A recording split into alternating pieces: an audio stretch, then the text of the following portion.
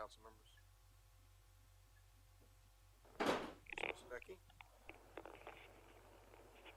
It's better today.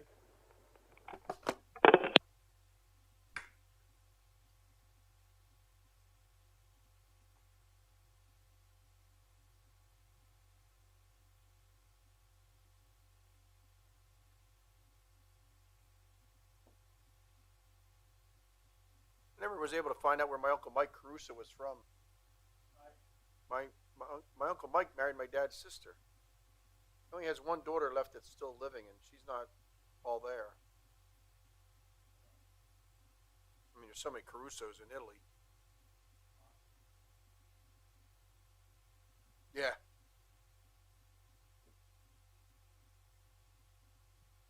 There's another Salpanto on Facebook. He looks Indian. He's definitely from Asia somewhere, not Italian.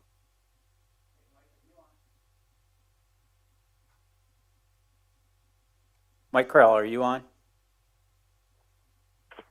I am. Thank you.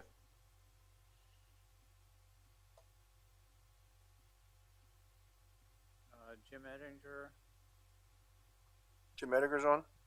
Mike Krell, and there's 3 others. Well, Ken Brown's supposed to be on. Peter Milan's supposed to be on. Dave O'Connell's supposed to be on. And usually Sandy Volcano's on. And Chris Hagel's going to be on.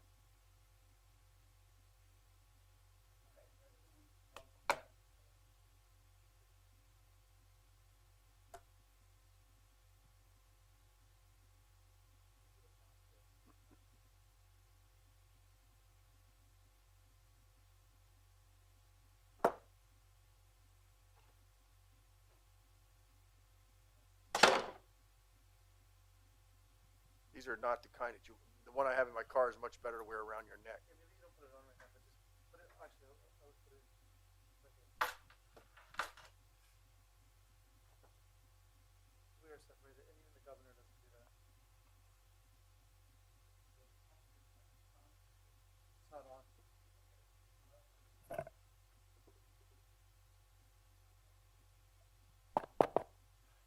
You're on. Yeah, Wall Street Journal was up about Easton Hospital today. Well, not last week, and they sent a photographer today to take a picture of Bob Freeman. This guy, I thought he was just going to come out front, take a picture, and leave. It was 45 minutes. He took pictures up at the square. He took pictures over at the Lens Court. He took pictures outside. 5 different poses. And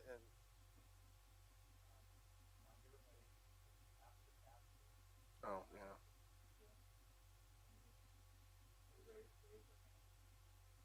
Asterisk, raise your hand also.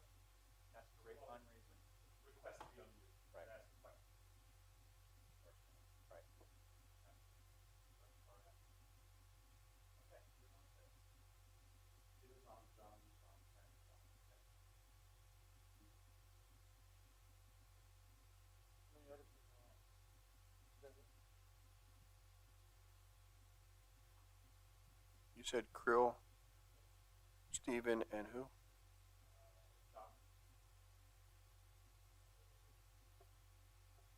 We're on now, live. Good afternoon, ladies and gentlemen, residents of Easton and the region. Welcome to our annual or weekly virtual town hall. April is usually a month when I go out and have town hall meetings in the neighborhoods. We'll have to do that obviously later in the summer. But for now, we're going to do them virtually. And I want to give you a couple protocols for the meeting. We do have some of our directors on. We have a number of our elected officials, Vice Mayor Ken Brown, council members Peter Milan, David O'Connell, Jim Edinger, Sandra Volcano, and City Controller Chris Hagel are on the line as well, should you have any questions for them. If you're watching it on the internet, that's fine. If you're listening in on the radio or your telephone, you know that you're calling in to 484-359-0304, and when prompted for the PIN number, our PIN for this meeting is 870861. Now, if you, what's that? Yeah. Pound at the end, yeah. It'll prompt you for the pound sign at the end. But if you want to raise your hand to speak, to let us know you want to ask a question or a comment or a concern, and it doesn't have to be about the coronavirus, you want to press asterisk, asterisk, or star, star. And that'll let us know on our computer, being manned today by our finance director, Mr. Lizinecki, that you want to speak. And when we unmute you, you'll be able to ask a question. So, also, I should let you know if you're watching this on the video on the internet, we are only on the internet for 90 minutes. So if we should run till 5:30, the video will cut out. We do not have that opportunity to extend it once we start the meeting. Also, I want to remind you that the number again is 484-359-0304. Your PIN number is 870861 #. Or if you want to just email me, I have my phone here. My email address, if you want to ask a question or make a comment, is spanto, S-P-A-N-T-O, at easton-pa.gov, G-O-V, or .com. Either one will get to me. So we're going to start our meeting. To say the least, that we just came off a really different holiday season. I want to wish everyone a happy Passover for those that do believe, and a happy Easter for those that are Christian faith. But I want to tell you, it was definitely different. Not being able to spend it with family and friends is different than it's been. There's no Easter egg hunts in the community. Our recreation board had to cancel theirs. But we're going to get through this, as I've said all along, better and stronger than ever. And our role in city government, more than anything, is to get us through this crisis financially, and then bring us back out of our sort of brigadoon, if you remember the musical Brigadoon, bring us back out of our brigadoon and into life again, better and stronger than we were before. To do that, we've had a number of assistance given to small businesses. I just read an article today that the SBA Payroll Protection Plan, the Triple P as it's been called, has over 1,035,000 applications for well over the amount of money that was appropriated in the CARES Act. And now Congress is looking to increase that volume. And we hope that all of our small businesses have applied for it. It is a rather cumbersome application. The application is only 2 pages, but the amount of backup material you need of your financials is rather significant. However, if you use more than 75% of it for actual payroll that you're paying your employees, it's forgiven. So that's a pretty interesting, it's more of a grant or a loan to grant. Usually it's a grant to loan, but this case it's a loan to grant. And if you have any questions about that and you're a business in the city of Easton, John Kingsley can help you out at 610-250-6719. You know, as I said last week, our economy in the city of Easton is really based on small businesses. I got a listing of the top employers in the city, and if you take away the county of Northampton and Lafayette College, they're all down into the low hundreds and tens and high tens, and it's not a large number, to be honest with you. It's mostly small businesses. So we want to make sure that during this time, I do know my sister told me that her next door neighbor comes downtown and comes to the various restaurants to get curbside and says, I listened to Sal Panto and he told me to come down here, so I am. We want these businesses to survive, so please remember our small businesses and not just our restaurants. We have we have over 50 retailers in downtown Easton, and we want to make sure that they survive this as well. So if you have any questions about loan programs, whether it's the city loan program with GEDP and the ones I mentioned last week, we just got another contribution from Air Products. We're a little over our $200,000 of our $300,000 goal. We did have, I believe it was 26 applications for roughly $235,000, and we're going to find out a way to fill that hole, that $35,000, and look to put that money on the street to keep those small businesses fluid during this crisis. So that's an update on our economy. I will tell you that we will have some huge celebrations. When this is all said and done, I can guarantee you that we're going to fill the circle and Center Square and all of downtown and into the neighborhoods with people. And we're going to have all types of special events that we've never had before. We're trying to bring in some big name bands. We're trying to find the sponsorship. So if you're looking to sponsor an event to get your business name out there, this is a good opportunity to do that. We want to bring everybody back out of their brigadoon and back into life. So I want to remind you that in the city of Easton, our level of government, there's city, there's county, there's state, and there's federal. And right now, the state and the federal are deciding on battling out who's going to bring the economy back and how they're going to bring it back, and that's between the governors and the president. That's not their decision that we make here in City Hall. The decisions we make here in City Hall have to do with keeping the peace and safety of our residents. And I have to tell you that I'm very proud of our residents. We've had a very, very low incidence of crime. We've had I don't know why domestic violence is up, but that is certainly an outcome of this. That's the only part that is up, and we want to make sure that our residents are protected. So we've not furloughed any police officers or firefighters. Your safety is paramount to what we do here in City Hall. Also, City Council has been very supportive. We have, I think, all of them now on the phone.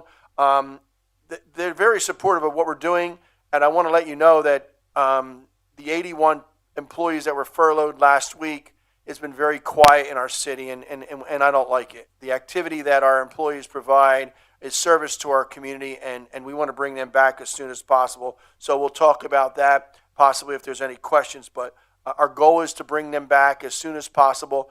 But our second goal is to protect the finances of the citizens. We certainly don't want to end up with a multi-million-dollar deficit this year, which projected we were going to lose, as I said last week, revenues of about $5.5 million between now and the end of the year. So we're making up that gap now with furloughs. We're making up that gap with cutting out expenses. We're cutting. Unfortunately, we had extra money in the budget this year for road reconstruction. I don't think you're going to see much of that road reconstruction done. We're going to need to make up for the losses in other areas, but we're going to try to do as much as we can with road reconstruction and park maintenance, et cetera. The first people we bring back will probably be maintenance people that do our parks. Obviously, with the rain over the weekend and rain again tomorrow night in the forecast, the grass doesn't go on a furlough, so there will be grass to be cut. There was a question today about the sports registrations. I want to let you know that those people who did update or register for spring sports, some people have been calling up and asking for if there's going to be a refund. We've not finalized that yet, but I don't see why we wouldn't give you a refund, and that will be available sometime in the near future. Tune into next Tuesday afternoon's meeting, and we'll give you the particulars on that. But I did make a decision today that I want to give people their refund since there's no baseball program or any of the other sports programs, softball or anything else. We certainly don't want to take people's money when they're not providing that type of service. Somebody else is telling me that they shouldn't have to pay taxes because there's no services. Well, that's not true. Only 1/3 of our staff has been furloughed.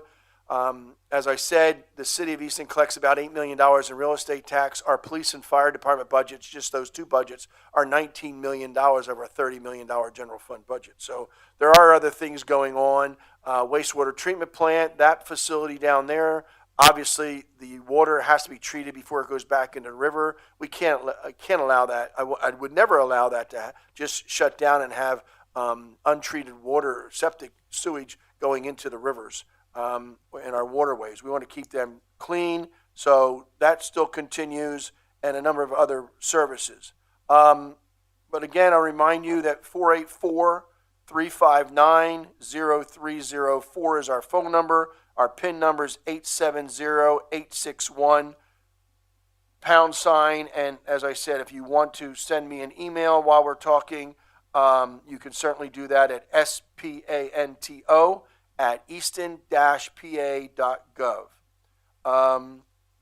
So moving on, today I sent another letter, my weekly letter, going to our two senators, Senator Casey and Senator Toomey, as well as Congresswoman Susan Wild, again asking for support of cities. What the proposal is right now is to increase money to the small business appropriations, which I fully support, and also to cities or counties over 500,000 population. That's absolutely ridiculous. We need a way to use federal funding to plug the hole in revenue that all cities across this country are going to experience this year.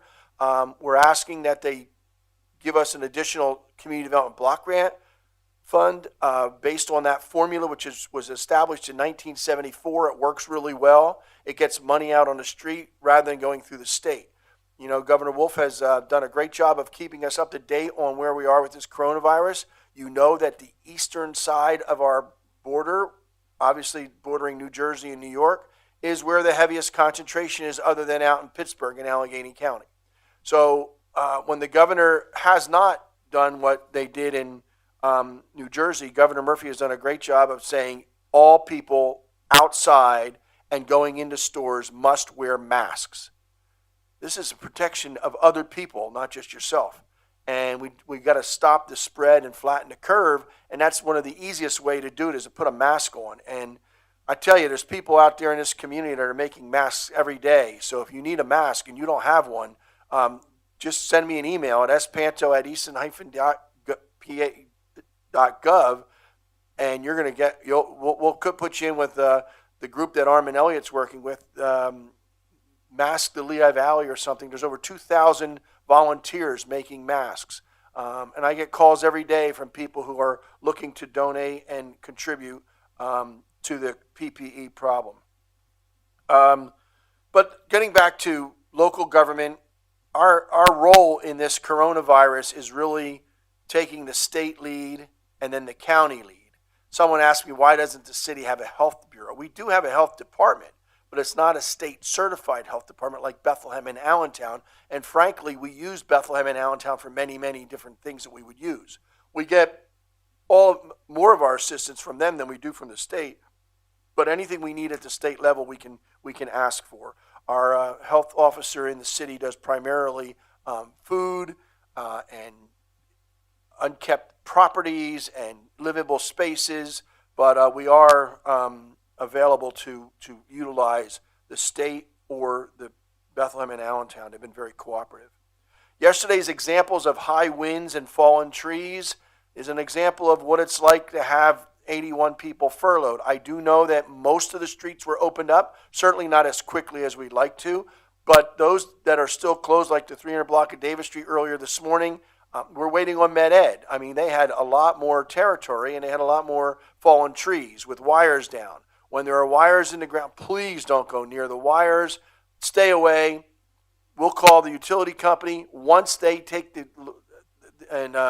they're no longer live wires, then we will send our employees in to pick up the tree. Also, speaking of that, I want to thank Bob Zimmerman for getting together a group to clean up the hillside on the way up from the borough of Glendon at the top of the hill at Berwick Street. And our Public Works Department, thank them for going over. And if they haven't done it today, they'll do it in the next couple days, again, being short-staffed. But they're going to pick that up.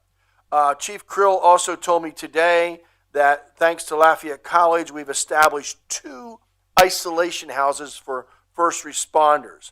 And what that is if one of our firefighters or police officers or emergency medical technicians gets diagnosed with coronavirus, they can either quarantine themselves at home if they have a place where they can do that away from their family, or they can use one of these isolation houses that are going to be provided by Lafayette College. These facilities, college will take care of everything except for the food.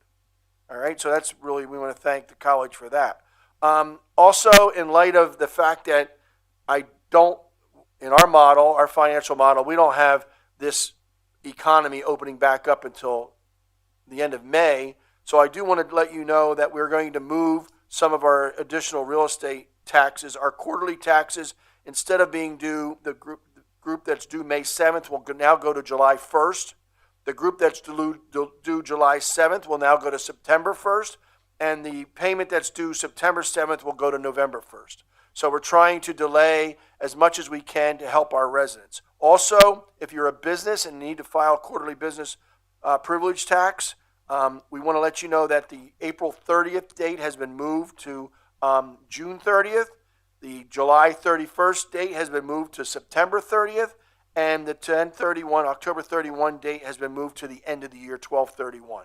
Just want to let you know that these numbers, I don't expect you to write them down. If you have any questions, you can call the finance department and we can give you those numbers again. But we will start posting them on Facebook and Twitter on our social media.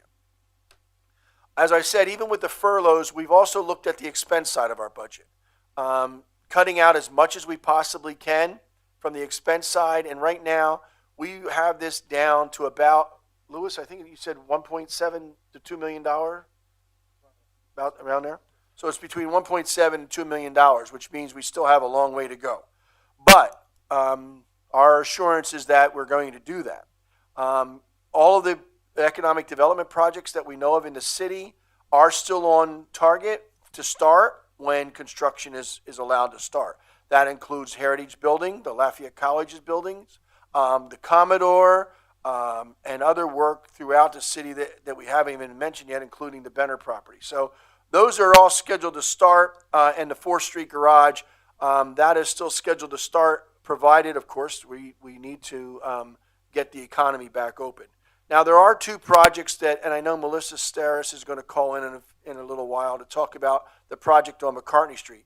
Governor Wolf has given the college, both Lehigh University and Lafayette College, ability to do certain work on their facilities because they do have students coming in August, hopefully.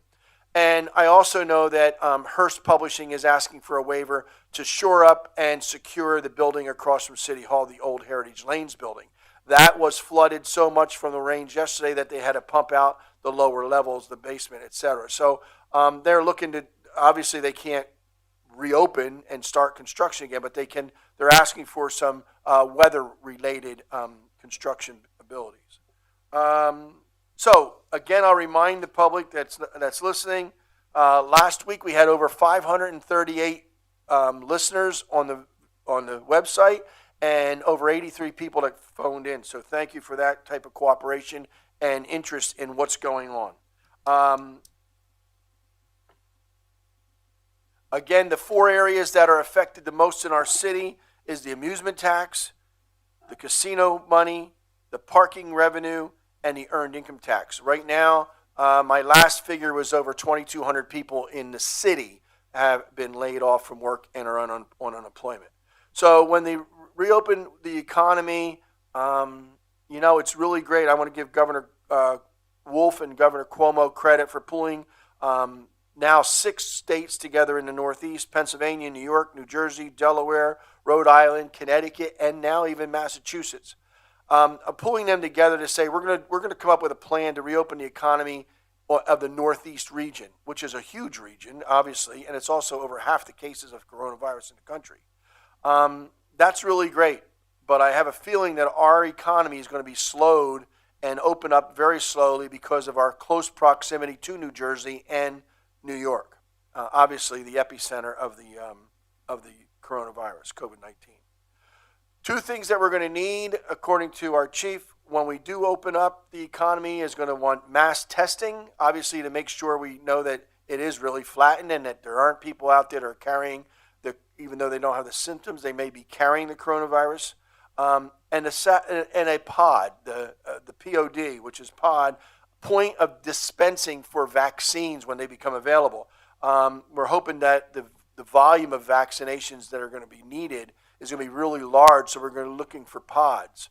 So that the city that will be something that we will be working. Obviously we don't have anything to do with the vaccination or anything else, but we do want to make sure that Easton is on top of getting the amount of vaccine that we need and where we can dispense it. Also, some other topics just to touch on very briefly. I touched on, and Stephen Narowski, who is chairing our Census 2020 campaign in the city, we touched on that last week. I want to remind you, you can still go online. It's after April 1st. It doesn't matter. You have till June 1st to do it online because we're not going to, the census enumerators, as they're known, are not going to be coming knocking on any doors of people that didn't respond until at least June 1st. They've been furloughed till June 1st. Hopefully we'll start that to get it done by the end of the year. And again, why is the census so important to Easton? Number one, it's the basic formula for all of federal dollars coming to the city and any municipality, not just Easton. And secondly, it really talks about, and in our Constitution, the reason for a census every 10 years is primarily to determine how many congressional seats we're going to get in Pennsylvania versus other states. So, I want to remind you about the Census 2020. Also, Governor Wolf has postponed our primary election, which would have occurred already. That's been moved to June 2nd.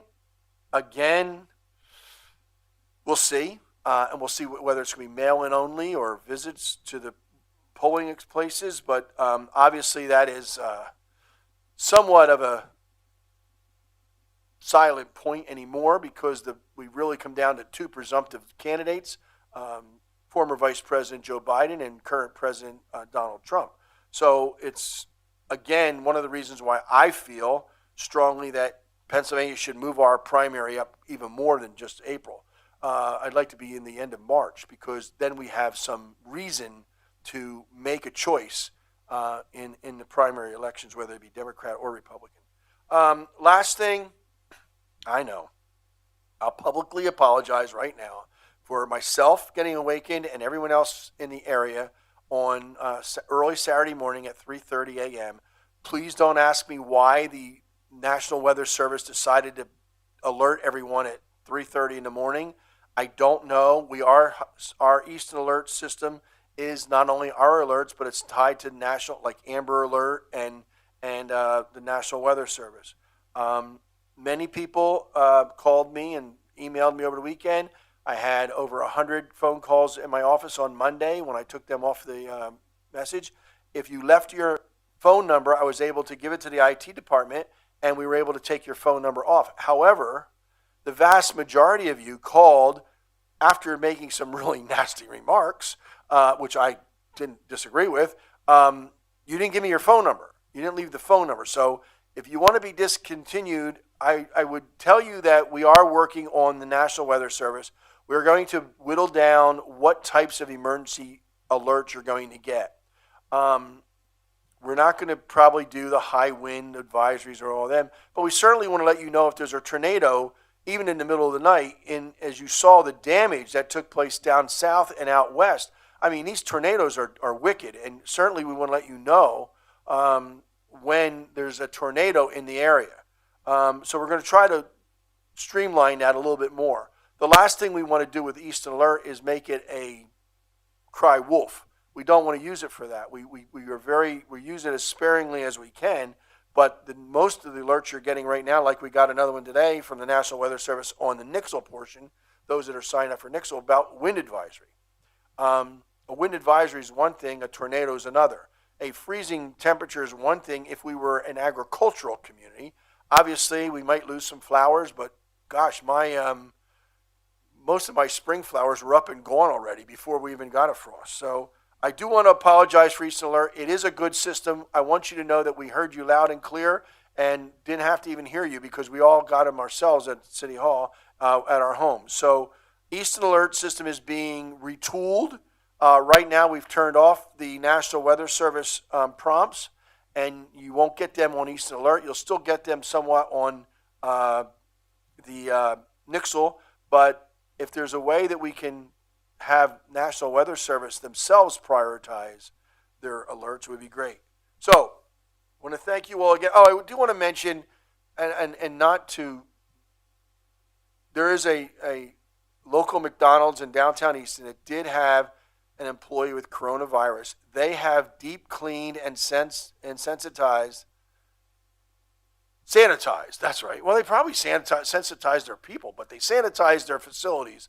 So, and as soon as they are completely done with a professional sanitizing group, they will, I'm making up words, sanitizing group, they will reopen.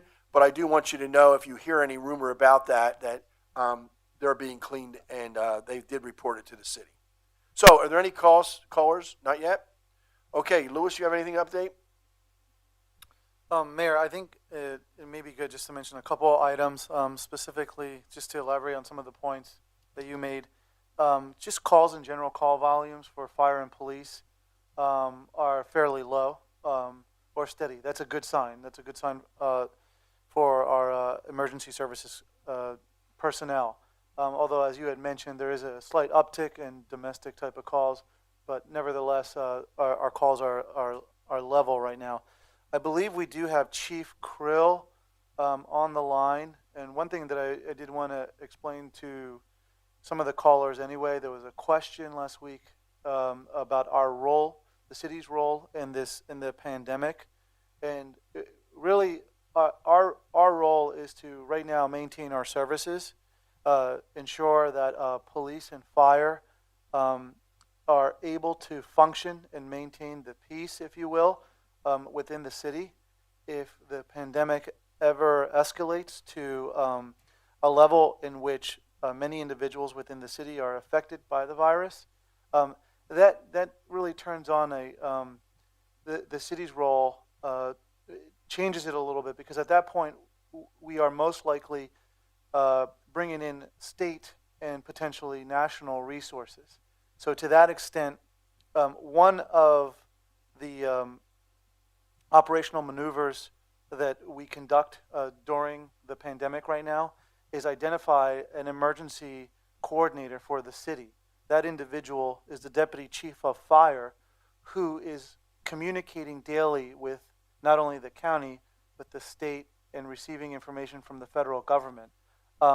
Part of this person's role is to not only receive information and also then send information, but also to have access to critical stockpiles of equipment that would go to our emergency services personnel.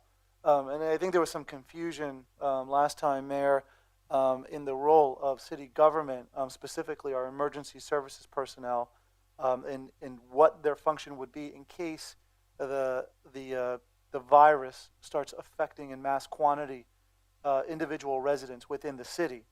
I wanted to know if Chief Krill could also come on the line and perhaps talk about the latest updates as it relates to the county and to the city. And as we discussed last time on the call, we do not get a lot of municipal specific, that's city specific and municipal specific within the county, but we do get county updates and we do have a general idea.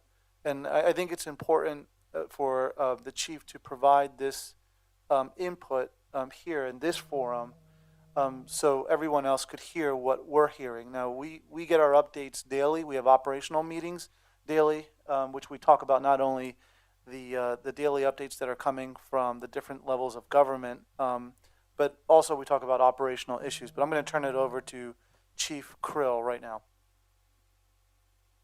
Hello, this is Chief Mike Krill. Just to elaborate a little bit on what Lewis was talking about, we work under kind of a chain of command within the state of Pennsylvania. Obviously,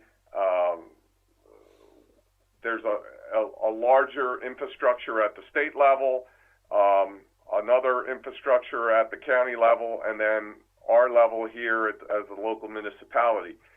We keep informed up and down that chain constantly. We know what's going on at the state level.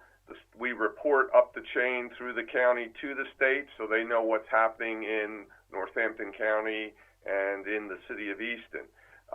It's also about maintaining the equipment and some of the needs we've had. The state has been dispersing some of the emergency medical equipment that we need to protect our employees in this emergency, as well as later providing some reimbursements of funds for expenses that we may have. In this process, though, we also do get regular updates and information about the numbers of cases and the unfortunate number of fatalities. As of today in Northampton County, there is 1,176 cases of COVID-19 virus. That's an uptick of 46. Now, to put that into perspective, last week, I can't remember exactly what day it was. It was either Wednesday or Thursday. we had kind of a high in increase in the number of cases. It was an uptick of 93 cases. Since then, we've been low to mid 40s for the past several days, which may be an indicator that we've plateaued a little bit in Northampton County. Things are leveling off a bit, which is kind of good news. On the other hand, our casualties are up to 25. It ticked up since yesterday by 2. Yesterday, though, we had no fatalities, which is another good sign. There are sometimes delays in this information. In other words, not delays in the information itself, but delays from the time someone acquires the disease until it progresses to the point where they go and get a test. So what we're seeing now maybe began 2 weeks ago as far as getting the virus. So we're starting to see some changes. I think they're positive changes. Only time will tell as we move forward. As far as, again, our position here in the city with the fire department, and I'm in constant contact with EMS on a daily basis, we are holding our own. We have enough equipment at this point to get by for a little while. We're still looking to replenish those resources in the future if this crisis continues. But right now, things are looking pretty good. We haven't had a lot of direct COVID calls in the city of Easton, which is also a good thing.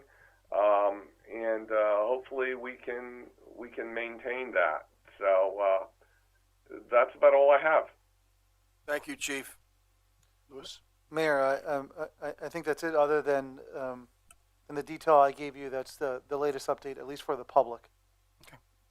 Thank you. I do want to mention, before we close, are there any questions? I have a question here that was emailed to me from a resident of College Hill who says, we witnessed scores of motorcycles coming down Lafayette Hill en route to Route 611. Is this allowed? Asking because I saw an article about a woman being cited for Sunday drive. I appreciate the weekly virtual town hall meeting. You know, we have an issue right now in the city that's more than just coming down Lafayette Hill.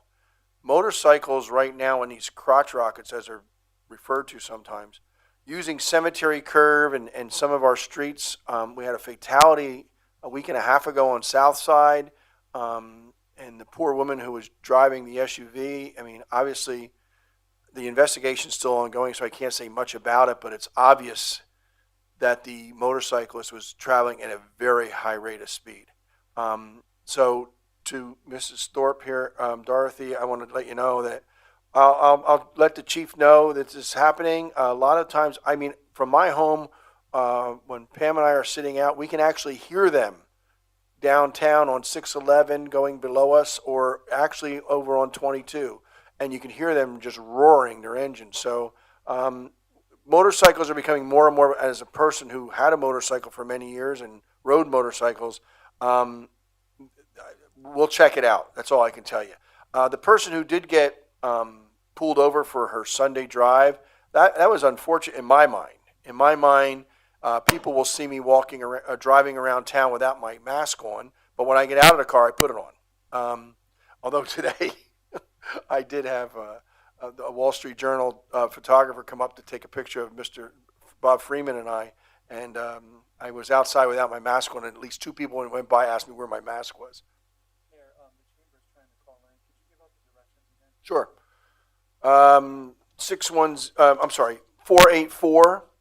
489-0304 is the call-in number. The PIN number is 870861 #. Then to raise your hand, you just press ***. And if you want to email, it's spanto, S-P-A-N-T-O, at easton-pa.gov. And I also know, is Melissa on? No? Okay, well, maybe she got off because she heard me already talk about McCartney Street projects. And I'm sure we'll get phone calls when people see people working there, but they are under a waiver to secure the building because of damages yesterday from the high winds and the rain, like across the street. Projects like the Commodore that didn't really start yet, except for interior demolition, won't get a waiver from the governor. Other projects that haven't even started yet, like the Benner project, they won't get a waiver.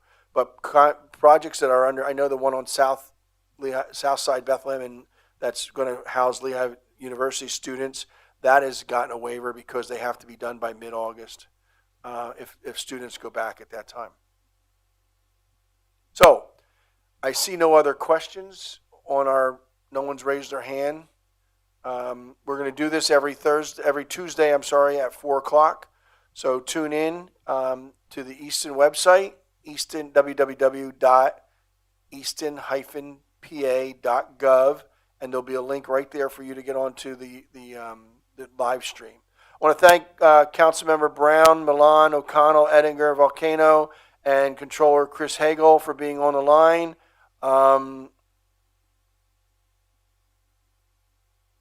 There's a